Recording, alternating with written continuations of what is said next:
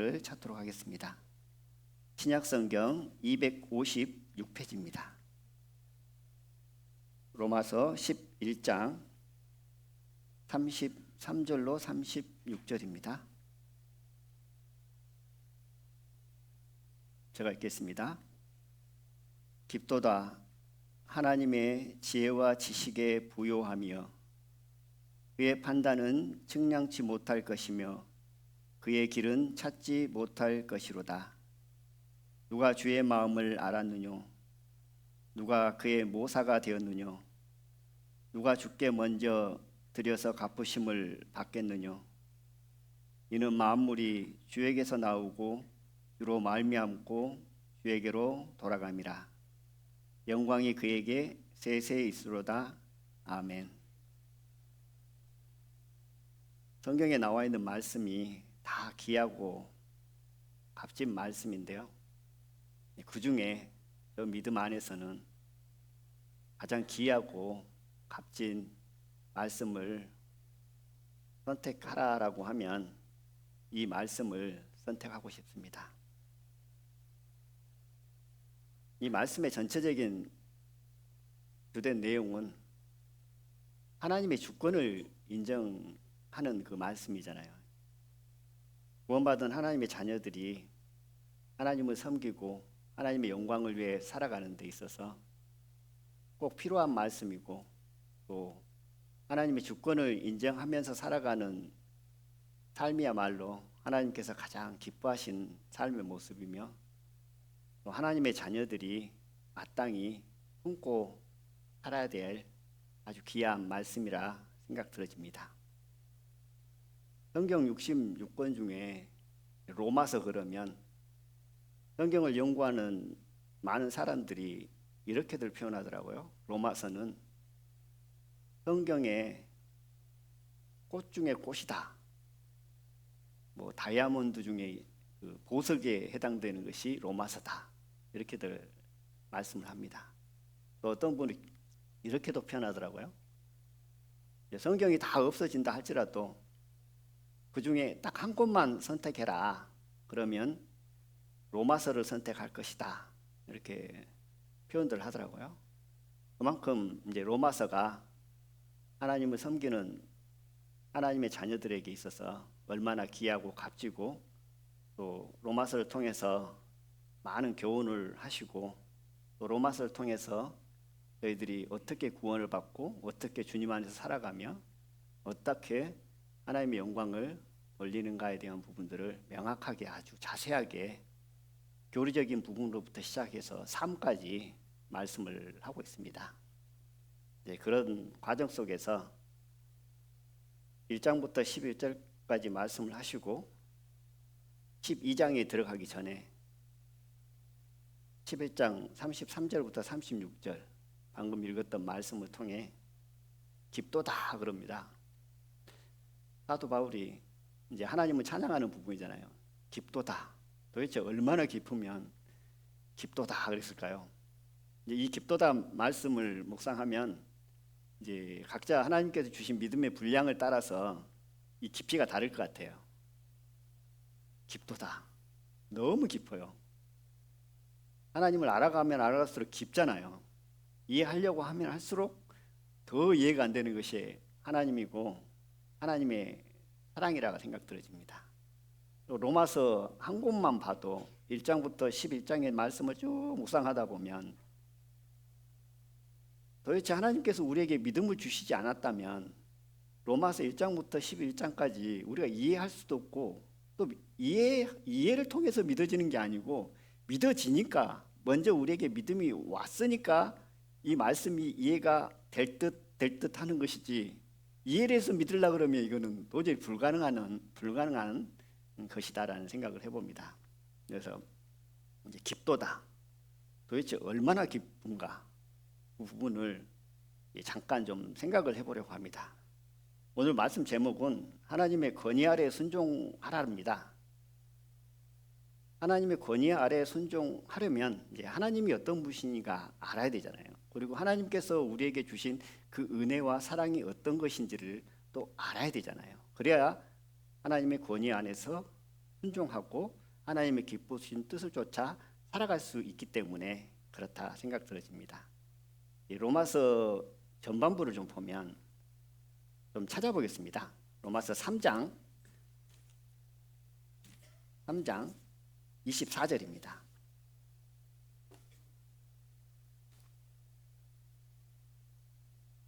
저 생각에는 몇 구절을 좀 찾을 텐데요. 제가 찾는 구절을 연필로 좀 표시를 했다가 집에 가셔서 조용히 또 묵상하면 더 좋으리라는 생각이 들어집니다. 로마서 3장 24절을 먼저 제가 읽겠습니다. 그리스도 예수 안에 있는 구속으로 말미암아 하나님의 은혜로 값없이 의롭다 하심을 얻은 자 되었느니라. 여기서 보면 하나님의 은혜로 값없이 의롭다 하심을 얻은 자 되었다라고 말씀을 합니다. 저희들이 구원을 받았잖아요. 저희들이 어떤 노력이나 수고나 열심에 의해서 구원받은 것이 아니라 값없이 오직 하나님의 은혜로 구원을 받은 거잖아요. 이 부분을 먼저 한번 생각을 해보겠습니다.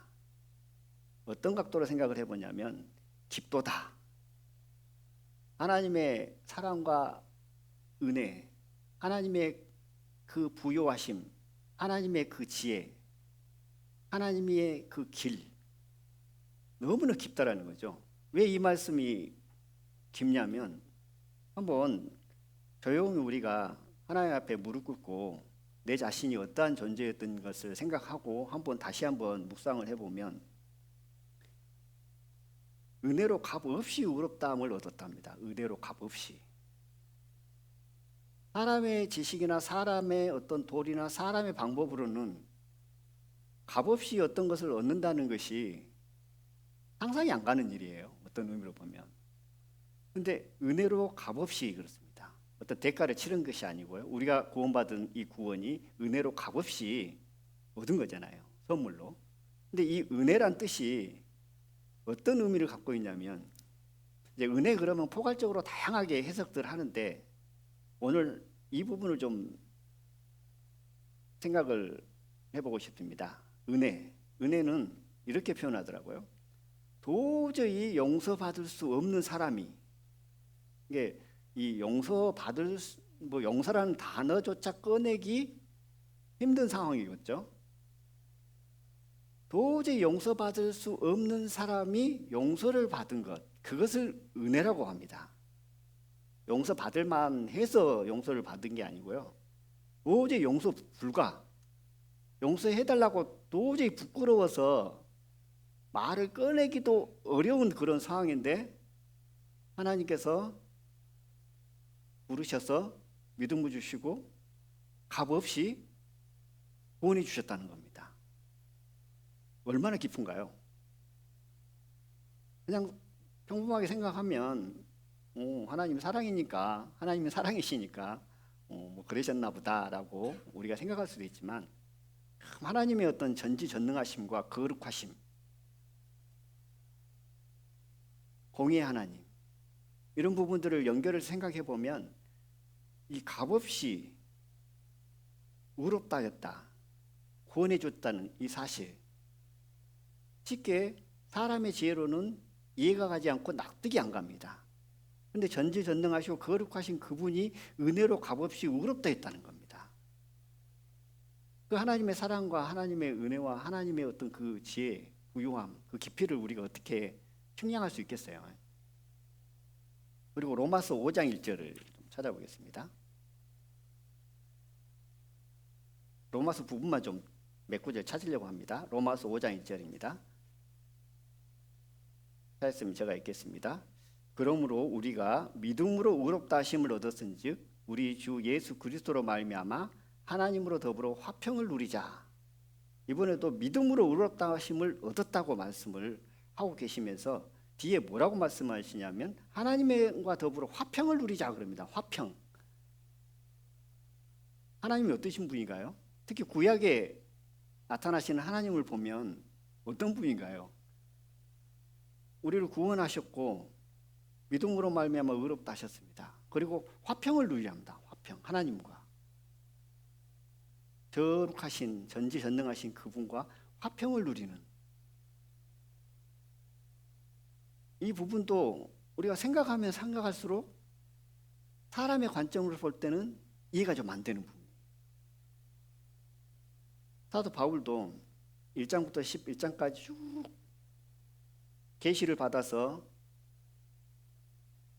로마서를 기록했습니다. 그 과정 속에서 사도 바울의 믿음으로 봐도 이게 이해가 잘 안 되는 거예요. 그 깊이를 가볍게 당연하게 여겨버리면 이거 뭐 이 말씀이 우리에게 왔고 하나님 사랑이시니까 우리에게 이렇게 주신 거 아니야? 라고 가볍게 생각할 수도 있지만 로마서를 묵상하면 할수록 하나님이 어떤 분인가를 알면 알수록 이건 이해가 안 되는 거예요. 그 깊이를. 로마서 6장 10절을 찾아보겠습니다. 6장 10절 제가 읽겠습니다. 그의 죽으심은 죄에 대하여 단번에 죽으심이요 그의 살으심은 하나님께 대하여 살으심이니라. 이 말씀도 예수님의 죽음은 죄에 대하여 단번에 우리가 예수님과 함께 연합돼서 예수님이 죽을 때 우리도 함께 죽은 그 믿음이 우리에게 있잖아요. 그때 죄에 대하여 단번에 죽어버렸답니다. 이 죄라는 게 뭔가요? 아담으로부터 물려받은 이 속성, 그거에 대해 단번에 끊어져 버렸다는 거죠. 저 같은 경우는 하나님을 만날 때, 예수님의 사랑을 할 때 교회라는 교회를 전혀 다녀보질 않았습니다. 하나님이 어떤 분인지 모르는 상태에서 하나님의 말씀을 들어보자고 하니 들었고, 하나님이 예수님을 통해서 나를 구원하셨구나. 그런 과정 속에서 하나님을 만났어요. 예수님을 만났어요. 그러니까 이 죄에 관한 부분에 대해서는 그렇게 싸워보지를 않았습니다. 그냥 세상 기준을 가지고 그래도 나는 좀 착한 사람이다. 이런 기준을 가지고 살았죠. 그런데 저 같은 사람 말고 다른 분들의 어떤 예를 들어보면 정말 교회를 다니면서 이 죄를 해결하기 위해서 수많은 눈물과 수많은 시간들을 통해서 씨름하고 싸우는 그런 분들이 있잖아요. 그런 분들의 삶을 보면 이 말씀은 희소식이죠. 너무나 큰 말씀이죠. 죄에 대하여 죽어버렸다. 끊어져 버렸다는 거잖아요. 이제 아담, 첫째 아담과 상관없다라는 거잖아요. 그러면서 말씀을 쭉 이어나갑니다. 그리고 더 보면 7장 6절을 보겠습니다. 7장 6절 제가 읽겠습니다. 이제는 우리가 얽매였던 것에 대하여 죽었으므로 율법에서 벗어났으니 이러므로 우리가 영의 새로운 것으로 섬길 것이요 의문의 묵은 것으로 아니할지니라. 이제 율법에 대해서도 죽어버렸잖아요. 제목이 하나님의 권위 아래 순종이라고 했는데 갑자기 로마서에 관한 부분을 쭉 지금 말씀을 하고 있습니다. 언제 한번 로마서의 어떤 전체적인 부분을 가지고 함께 좀 교제하고 싶은 마음이 있고요. 또 이 말씀들을 지금 보는 것은 로마서의 주된 핵심 말씀입니다. 율법에 대해서도 이제 끊어졌고 율법에 대해서 죽었습니다. 율법에 대해서 자유자가 됐습니다. 그러면서 이제 8장이 등장하죠. 이 8장이 로마서 전체적인 부분에 있어서 가장 중요한 또 장이 8장이잖아요. 처음에 말씀드린 것처럼 66권 중 한 권만 선택해라 그러면 로마서입니다. 로마서 중에 딱 한 장만 선택해라 그러면 로마서 8장입니다. 이게 가장 구원받은 하나님의 자녀들에게 있어서 가장 필요한 영적 삶에 있어서 가장 필요한 말씀 중에 하나다. 그것이 로마서 8장인데요. 로마서 8장에서 새롭게 등장하는 단어가 하나 나오잖아요. 그것이 뭐냐면 로마서 8장 1절 2절을 읽어보겠습니다. 그러므로 이제 그리스도 예수 안에 있는 자에게는 결코 정죄함이 없나니 이는 그리스도 예수 안에 있는 생명의 성령의 법이 죄와 사망의 법에서 나를 해방하였습니다. 성령의 법이 등장합니다. 성령. 이 성령의 법으로 말미암아 이제는 정죄함이 없다라는 거잖아요. 죄와 사망의 법에서 나를 해방시켰다. 자유자가 되겠다. 그 일을 한 분이 누구냐면 성령입니다. 우리는 선물을 받은 것 두 개가 있는데, 큰 거 두 개가 있는데, 하나는 구원이잖아요. 구원이 선물이죠. 또 하나가 뭐냐면 성령을 선물로 받았다라는 겁니다. 근데 성령을 선물로 받았다 그러는데, 이 성령이 그러면 누구냐? 저는 구원받고 난 이후에 가장 헷갈렸던 부분 중에 하나가 뭐냐면 성령 그분이 누구냐였어요. 어디서는 그리스도라고 하고, 그리스도를 예수님이라고 하잖아요. 어디서는 하나님의 영이라고 하고, 어디서는 또 그리스도 영이라고 하고, 도대체 성령이 누구냐? 이 부분을 가지고 많이 혼동을 하고 그것을 찾기 위해서 나름대로는 고생을 좀 했거든요. 그런데 알고 보니까 로마서 8장에 명확하게 기록되어 있더라고요. 성령은 하나님의 영이고 그리스도 영이고 예수님 자신이다. 이걸 우리가 어떻게 이해해요? 이해로 받아들일 수 없는 부분이에요. 그러니까 사도 바울은 깊도다. 너무 깊은 거예요. 사람의 이해로 이해할 수 있는 것이 아니죠. 그런데 그 성령, 예수님, 하나님의 영, 그리스도 영이 우리 안에 들어왔다는 겁니다. 우리가 함께 한다는 사실입니다. 선물로 우리에게 주셨다는 사실이에요. 이게 이해할 수 없는 부 중에 가장 큰 겁니다. 성령이 우리 안에 들어오셨는데요. 9절과 10절을 한번 보겠습니다. 8장. 만일 너희 속에 하나님의 영이 거하시면 너희가 육신에 있지 아니하고 영에 있나니 누구든지 그리스도의 영이 없으면 그리스도의 사람이 아니라. 또 그리스도께서 너희 안에 계시면 몸은 죄로 인하여 죽은 것이나 영은 의로 인하여 산 것이니라. 하나님의 영, 그리스도의 영, 그리스도 자신, 이분이 우리와 함께 하시고 우리 안에 거하신다는 사실입니다. 성령이 우리 안에 거하시는 이유가 뭐죠? 성령이 우리 안에 거하시는 이유는 거룩입니다. 거룩.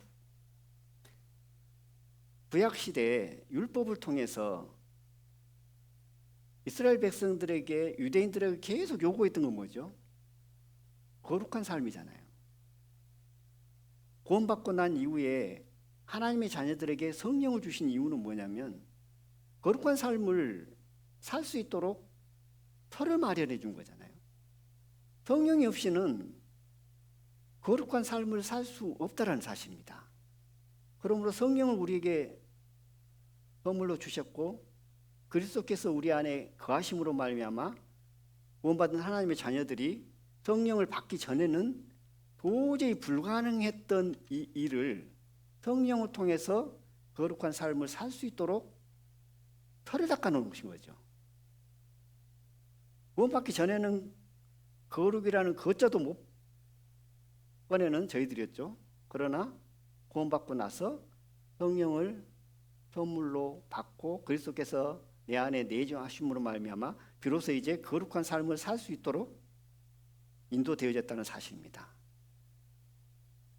하나님의 그 기쁘신 뜻을 우리가 알면 얼마나 알겠어요. 너무 깊다라는 거죠. 그리고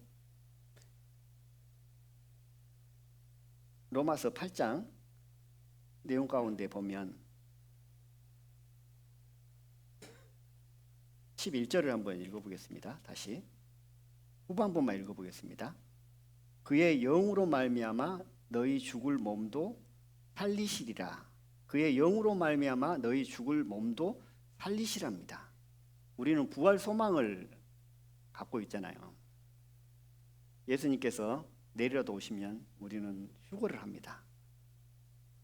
그리고 이제 육신의 생명이 다해서 죽게 되어지면 죽고 난 이후에 예수께서 오시면 다시 살아나죠.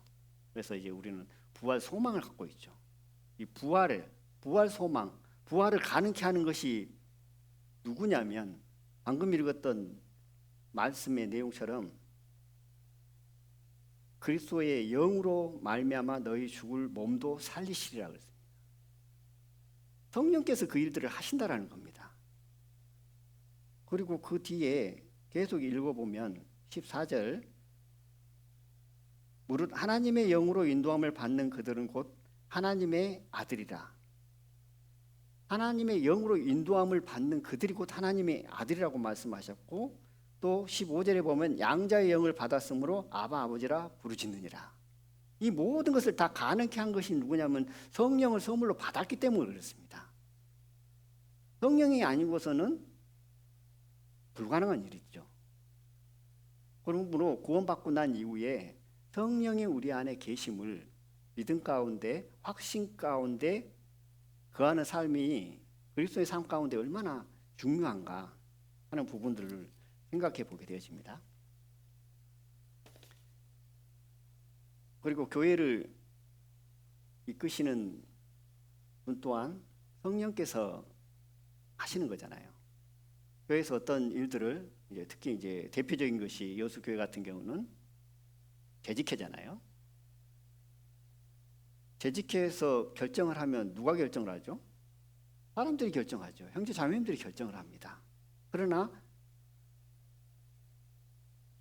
그 결정된 내용을 우리는 어떻게 받아들이냐면 그것은 교회의 직분자들이 형제 자매님들이 결정을 했지만 그 결정은 곧 하나님의 결정으로 봤거든요. 그것이 우리의 믿음이잖아요. 저건 사람이 결정한 거야. 저건 형제 자매들이 그냥 결정한 거야. 그냥 편에 따라서 좋은 것을 따라서 그냥 결정한 거 아니야? 라고 생각하는 것은 하나님께서 우리에게 주신 성령을 무시하는 겁니다. 사람의 눈으로 볼 때는 사람이 결정한 거예요. 그러나 그 안에 계신 성령께서 각자 그 마음을 감동케 하시고 지혜를 따라서 결정을 하게 되어졌으므로 저희들은 어떻게 봤냐면 하나님께서 결정한 것으로 받고 하나님 명으로 받고 교회에 순종하는 것이 곧 하나님께 순종하는 믿음으로 우리가 살아가는 거잖아요. 그 모든 것이 어디에 있냐면 성령을 우리에게 선물로 주셨고 성령이 우리 안에 계시기 때문에 그 믿음이 형성된다는 겁니다. 성령이 아니면 성령이 우리 안에 안 계시면 어떨까요? 여기서 예를 들어서 어떤 결정을 했어요. 그럼 사람이 결정한 겁니다. 그러니까 사람이 결정한 거니까 하나님하고는 상관없는 거예요. 그러니까 그 결정에 내 마음에 들면 그냥 따라하고 마음에 들지 않으면 내 마음대로 하는 것이 순리예요. 그러나 하나님의 명이고 하나님께서 결정했다라고 생각을 하고 하나님의 뜻이라고 우리는 믿기에 비록 내 마음에 들지 않을지라도 내 뜻과는 좀 거리가 멀지라도 우리가 순종하는 거잖아요. 그 순종의 이유는 결국 성령이 우리 안에 계시기 때문에 그렇다는 것입니다.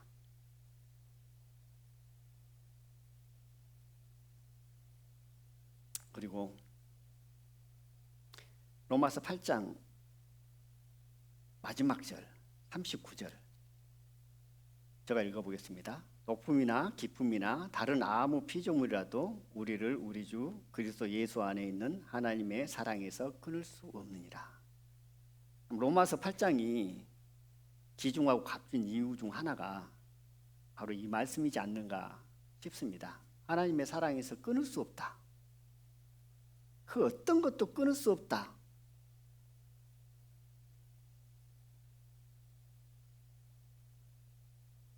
그리고 로마서 9장 13절을 읽어보겠습니다. 기록된 바 내가 야곱은 사랑하고 에서는 미워했다 하심과 같으니라. 이 말씀도 사람의 지혜로 이해할 수 있을까요? 야곱은 사랑하고 에서는 미워했다. 야곱과 에서의 삶을 보고 야곱은 사랑할 만하고 에서는 미워할 만하니까 미워한 게 아니고 야곱과 에서가 태어나기도 전부터 이미 하나님께서는 야곱을 사랑하고 에서는 미워했답니다. 이게 하나님의 깊으신 뜻이래요.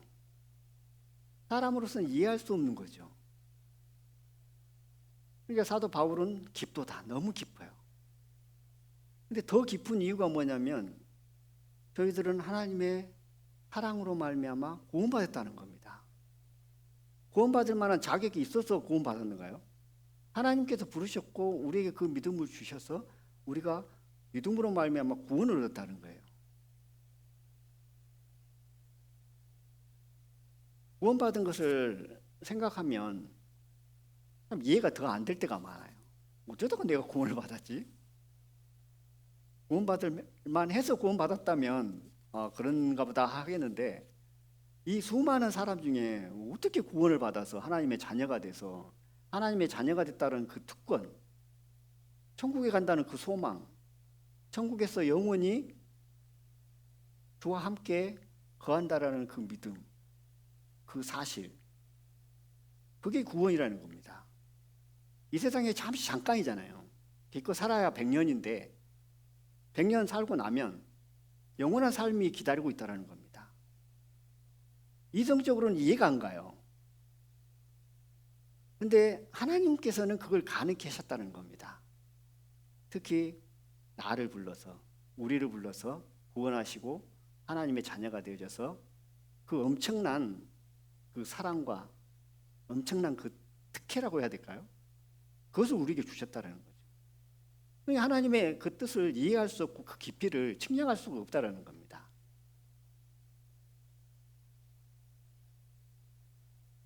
로마서 11장 8절을 읽어보겠습니다.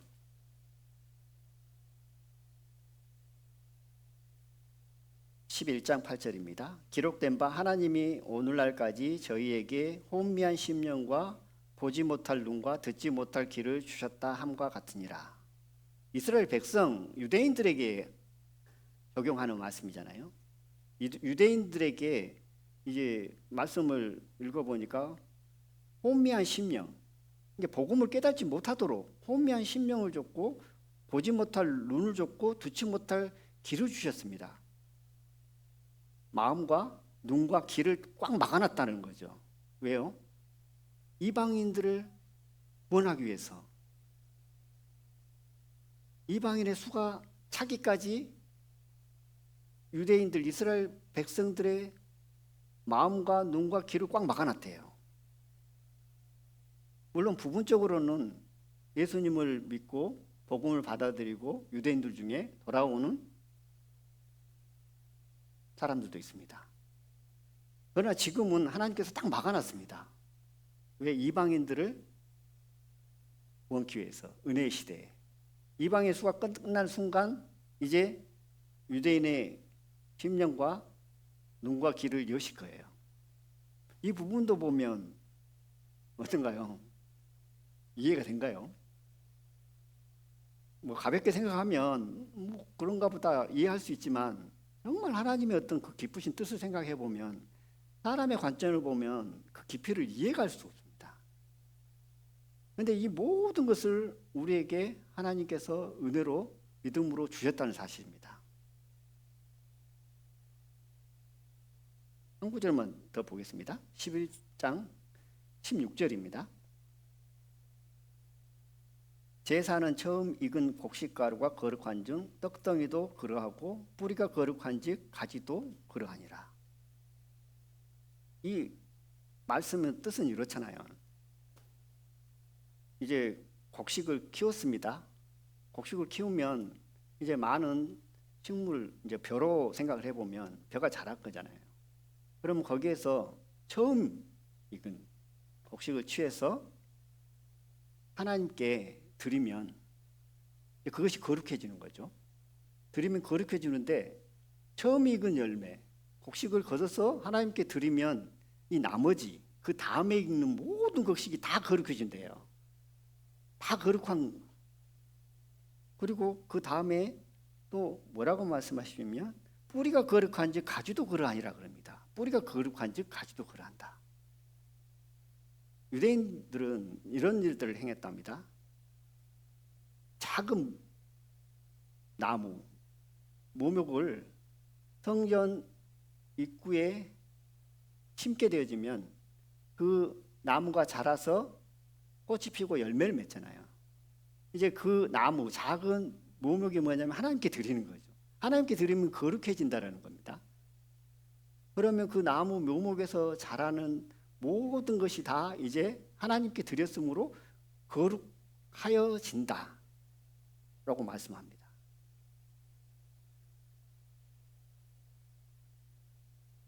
참 이해가 안 되죠. 이해가 되는가요? 저는 지금 이해가 안 되더라고요. 사람의 관점으로 볼 때. 로마서의 전반적인 부분들이 그렇습니다. 로마서를 묵상하고 알아가면 알수록 하나님의 사랑은 너무나 깊고 넓고 높고 측량할 수 없다라는 것이 이 로마서의 어떤 전반적인 1장부터 11장까지의 어떤 말씀이다. 저는 그렇게 생각을 합니다. 그러면서 사도 바울은 이제 깊도다. 그러면서 하나님의 지혜와 지식에 부요하며 그의 판단은 측량치 못할 것이며 그의 길은 찾지 못할 것이로다. 누가 주의 마음을 알았느냐? 누가 그의 모사가 되었느냐? 누가 주께 먼저 드려서 갚으심을 받겠느냐? 그러면서 이제 오늘 제목의 말씀이 나옵니다. 이는 만물이 주에게서 나오고 주로 말미암고 주에게로 돌아감이라. 영광이 그에게 세세 있을지로다. 아멘.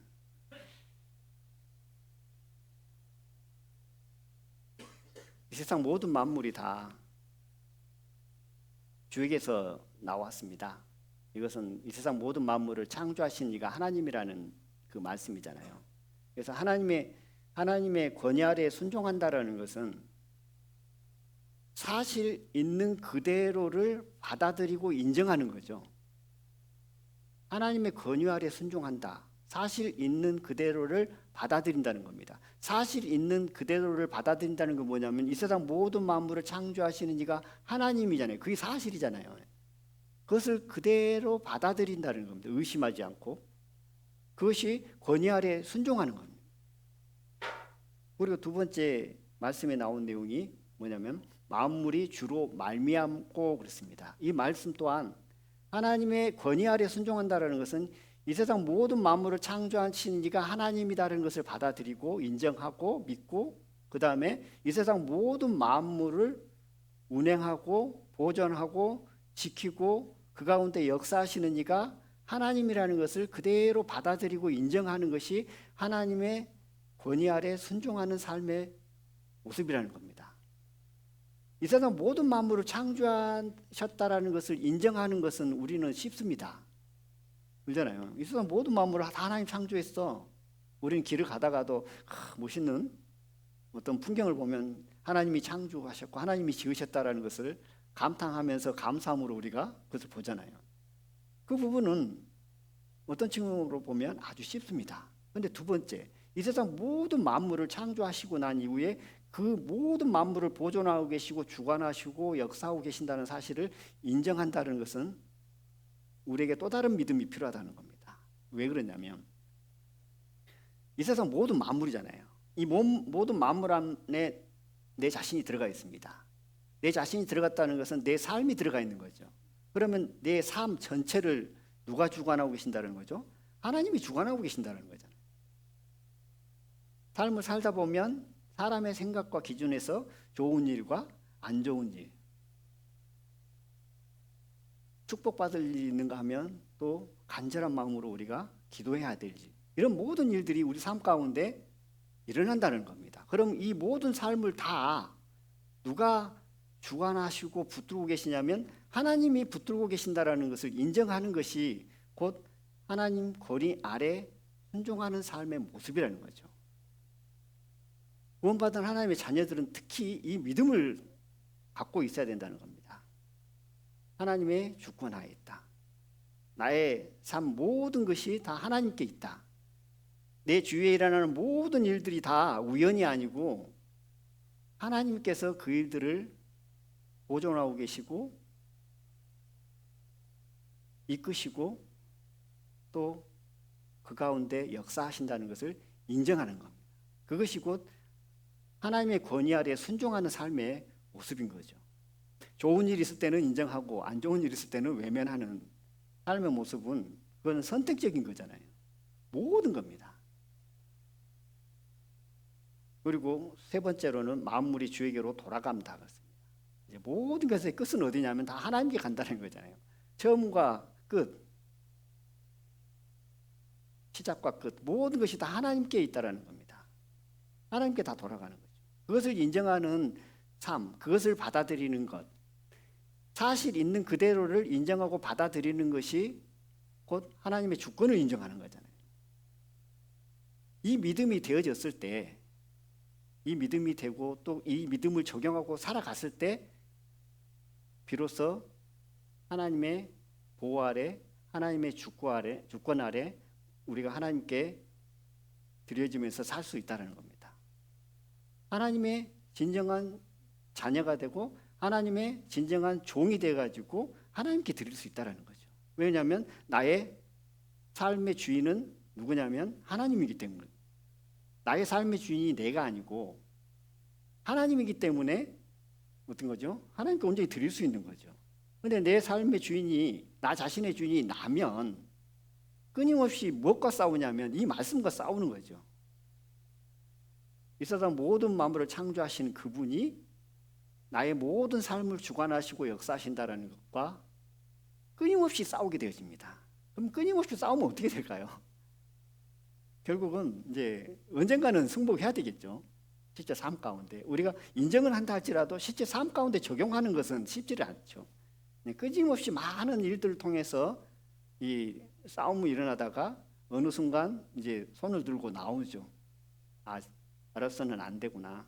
나의 모든 것은 다 주께 있다라는 것을 인정하고 나옵니다. 그럼 비로소 온전히 주님 안에서 하나님의 종이 되어져 하나님께 드리는 거죠.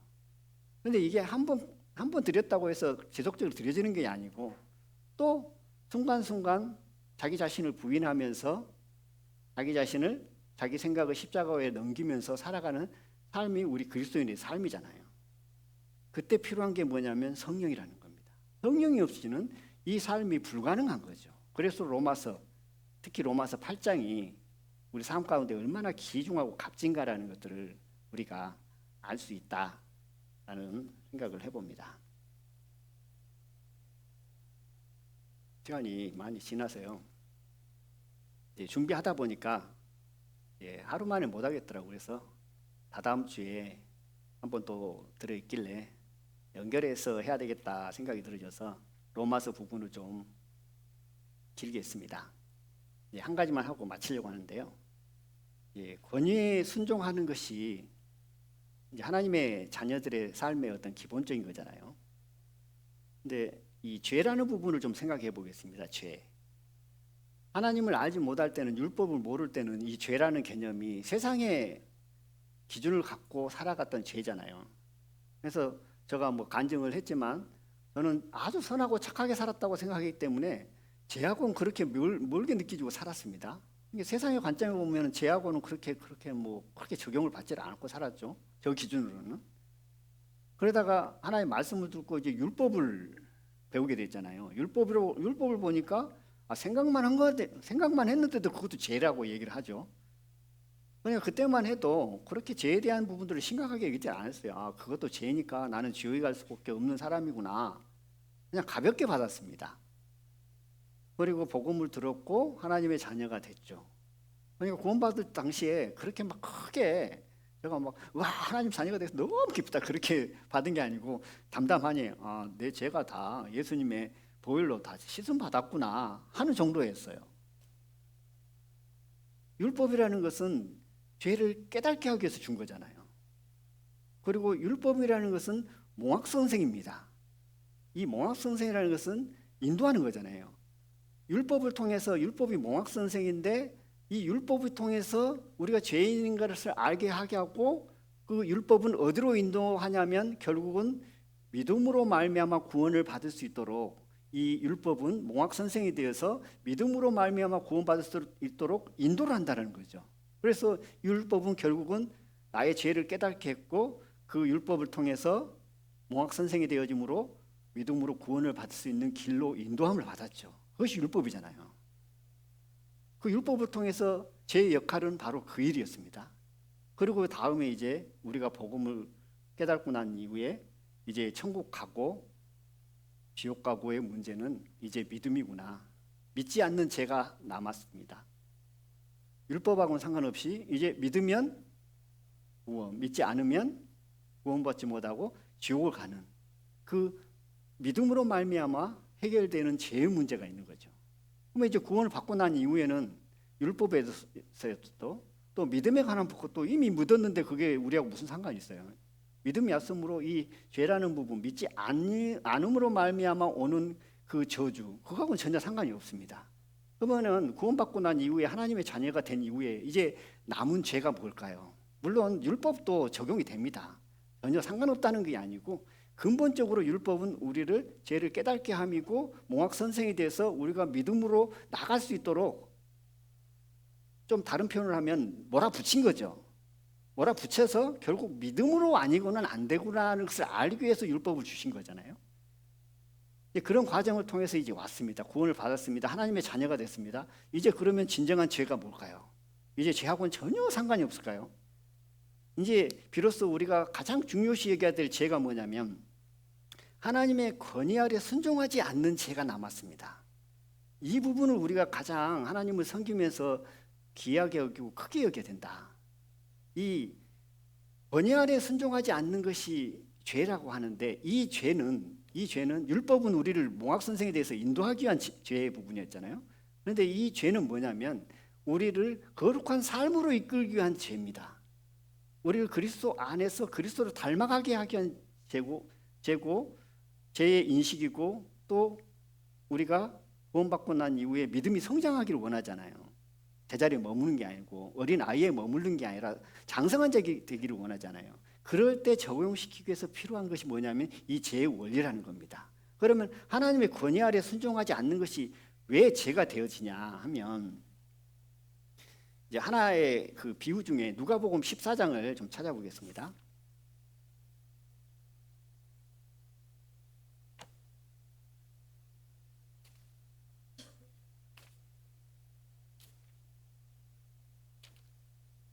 누가복음 14장 신약성경 119페이지 14장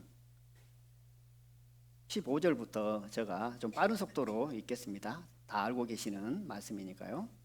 함께 먹는 사람 중에 하나가 이 말을 듣고 이르되 무릇 하나님의 나라에서 떡을 먹는 자는 복되도다 하리니 이르되 어떤 사람이 큰 잔치를 배설하고 많은 사람을 청하였더니 잔치할 시간에 그 청하였던 자들에게 종을 보내어 가로되 오소서 모든 것이 준비되었나이다 하매 다 일치하게 사양하여 하나는 가로되 나는 밭을 샀음에 불갑을 나가 보아야겠나이니 청컨대 나를 용서하도록 하라 하고 또 하나는 가로되 나는 소 5거리를 샀음에 시험하러 가니 청컨대 나를 용서하라 하도록 하라 하고 또 하나는 가로되 나는 장가 들었으니 그러므로 가지 못하겠노라 하는지라. 이제 이 말씀의 내용이 나옵니다. 큰 잔치를 배설했어요. 이 말씀의 내용을 보면 이제 청했는데 이제 이 집주인이 종을 통해 보냈잖아요. 그래서 오지 않는다는 소식을 듣고 이제 21절에 보면 이제 노합니다. 화를 냅니다. 이 내용을 보면 노를 하고 화를 낼 만한 일이 아니에요, 사실은. 사람의 관점과 사람의 생각으로 보면 지금 3가지를 얘기를 했잖아요. 오지 못하는 이유 3가지. 3가지를 보면 밭을 샀어요. 밭을 산 것이 죄가 아니잖아요. 그리고 소 5결이 이게 소 10마리죠. 소 5결이를 샀어요. 이게 죄예요? 죄가 아니잖아요. 그리고 장가 갔답니다. 장가 가는 것이 죄인가요? 죄가 아닙니다. 이거는 우리가 세상을 살아가면서 일상생활에서 그냥 평범하게 누구나 자연스럽게 다 하는 거예요. 밭을 사고 소를 사고 다 이유가 있잖아요. 목적이 있잖아요. 장가를 들었습니다. 이건 죄가 아닙니다. 근데 왜 이 큰 잔치를 베풀한 이 사람은 화를 내느냐는 거죠. 왜 화를 내는 거예요? 화를 낸 이유는 잔치에 초대했는데 응하지 않은 거잖아요.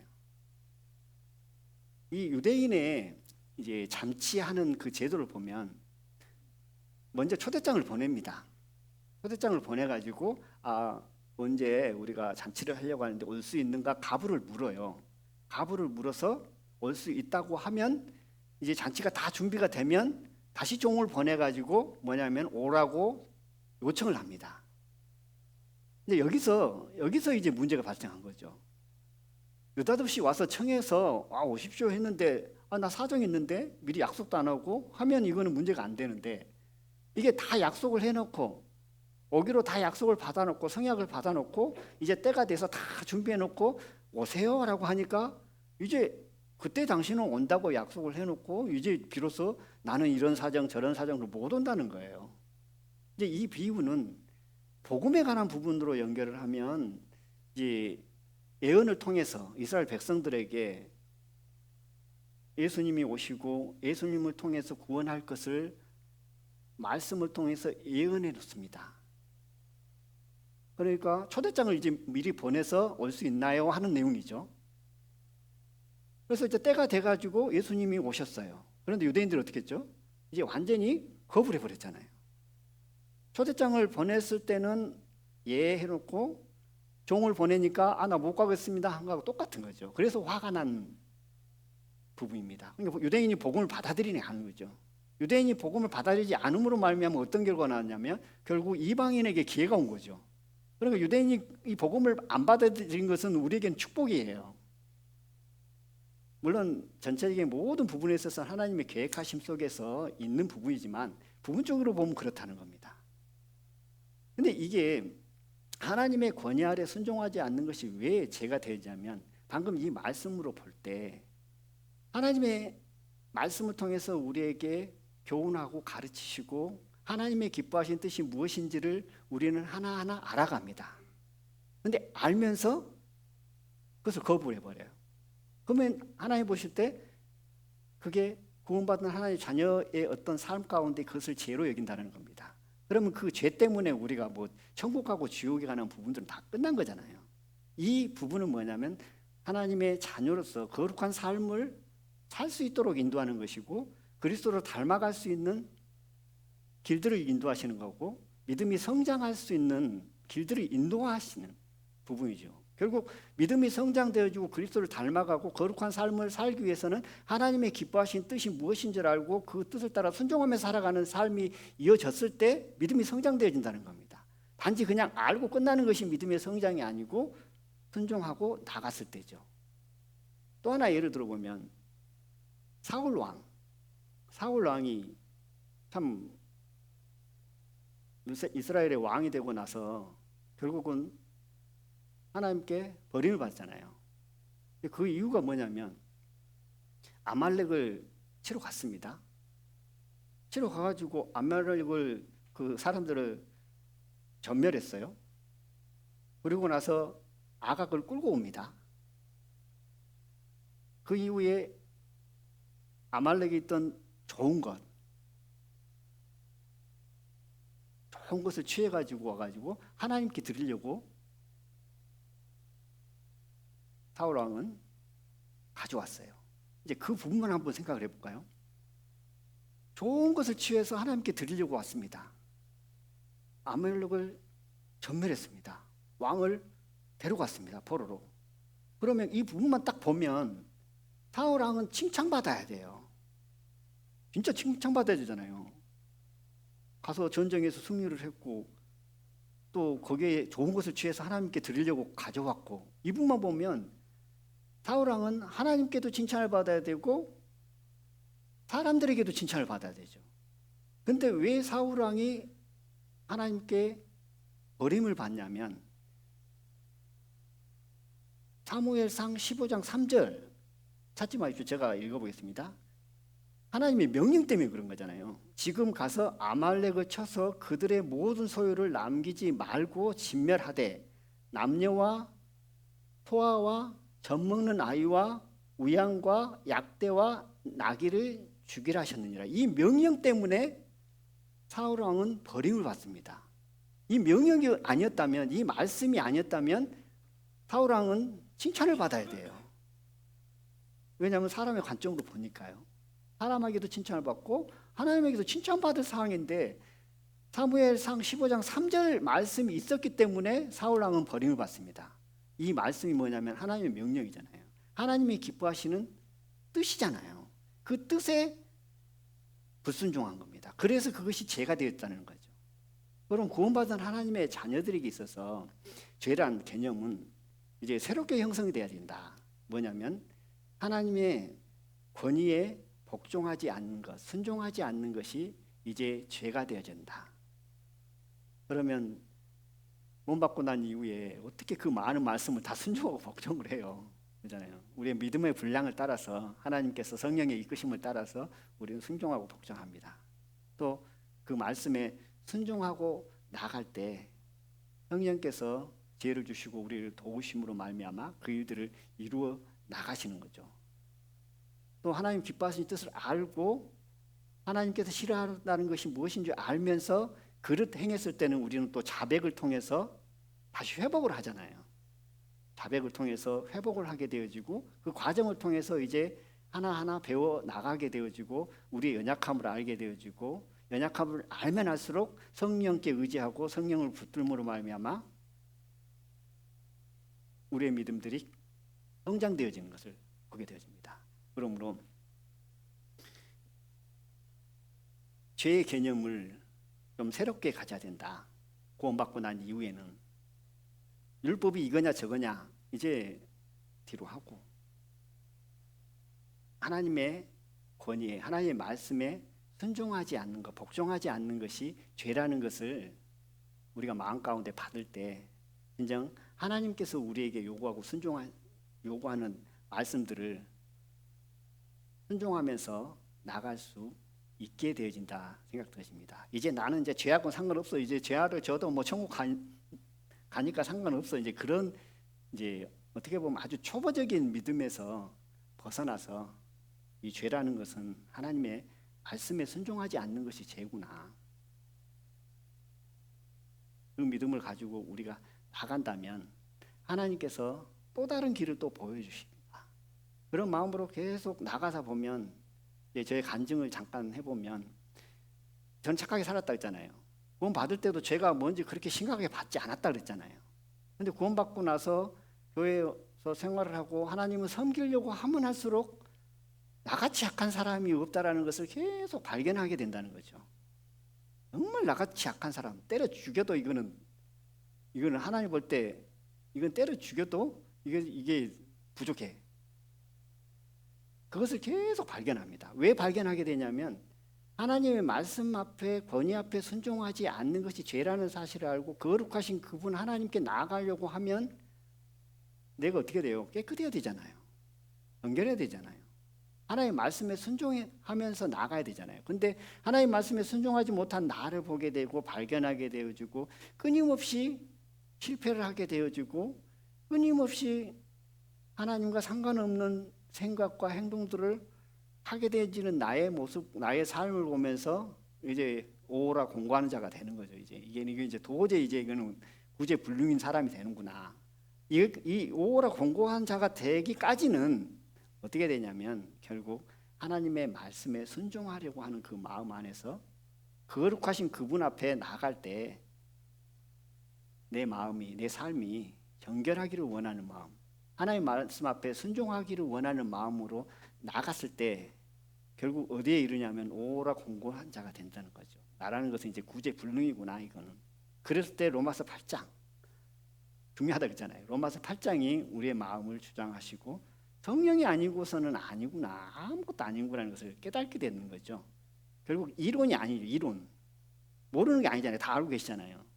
이론으로 끝나버리면 안 된다는 거죠. 우리 신앙이 실제 내 마음 가운데 이론으로 왔다면 심령으로 오게 되어지고 심령으로 왔다면 이제 삶 가운데 적용하면서 살아가는 것이 우리의 삶의 모습이잖아요. 그러기 위해서는 결국은 하나님의 권위 앞에 순종하지 않는 모든 것이 죄라는 것을 우리 마음 가운데 받고 하나님의 말씀 앞에 어떻게 하면 순종해 볼까, 순종하면서 살고자 하는 그런 간절한 마음으로 나왔을 때 하나님께서는 일하시고 역사하신다.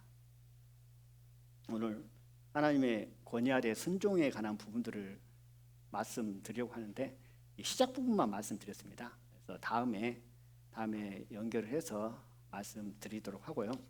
오늘은 성찬식이 있습니다. 그래서 성찬식 관련 말씀 찾고 성찬식 하도록 하겠습니다. 마태복음 26장입니다.